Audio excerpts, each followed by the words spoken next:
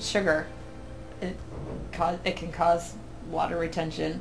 It depresses our immune system. It can cause cravings and moodiness. This isn't just stuff I read in a book. This is from my own experience. That sugar, eat a little tiny piece of cake, I want more. Put a little sugar in the coffee, it triggers a craving for more. Generally, foods that trigger a craving for more aren't necessarily the healthiest foods. Whole foods are nourishing and satisfying, and I believe that they're designed to be that way.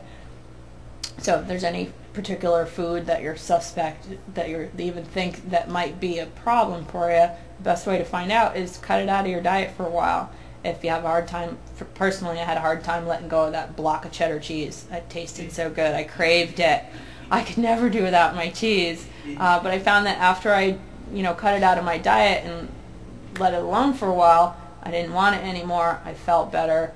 And then on that same topic, when I first learned about the factory farming conditions, I cut way back on my meat consumption, and I started buying only organic meats. So after a while I realized that I didn't really like spending that much money on it, so I just kind of phased it out.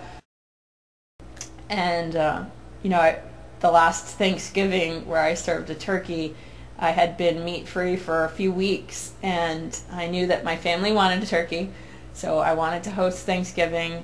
At that point, I wasn't confident enough in my vegetarian cooking skills, so I decided to order this turkey from the natural food store. The owner of the natural food store assured me that the turkey had lived a free and natural life on the turkey farm and had been slaughtered humanely, which I think is an oxymoron, but it was quick. And a lot of times in the factory farming conditions, it's not quick, it's not humane, and barbaric things are done to these animals. So I felt okay in knowing that the turkey had been cared for by an actual farmer, not just a hired hand on a factory farm that was probably not in the best working conditions themselves. So I cooked this giant, very expensive turkey, and my family thought it was great, and I was watching them eat it, and I decided to have some myself, because I figured I'll spend all this money on this turkey, I'm going to try some. It looks so good, it's hormone free and all that, and it did taste good. I can't argue that point. But after dinner, after dinner I wanted to take a nap, not just because of the tryptophan in the turkey either, but because once I started eating that turkey, I wanted to eat other unhealthy things at the table, and my body just at that point was not, my body had been so used to living on basically plant-based foods that eating the half a pound of turkey meat just didn't agree with me.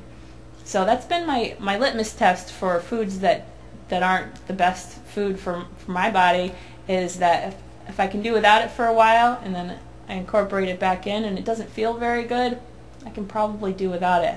And regardless of the momentary cravings that come and go, there are other things. If I crave a chicken sandwich, there are some great, they've come a long way with the soy products. There are some great processed food, Boca Chicken, Morningstar Farms chicken patties. I read the ingredients, and they're generally long, and it's processed food, so it's not health food. But if I'm craving a chicken patty, I sleep better at night if I eat a fake one rather than a real processed chicken patty, which a lot of those processed real chicken patties or real chicken nuggets sold in certain stores are full of other stuff too.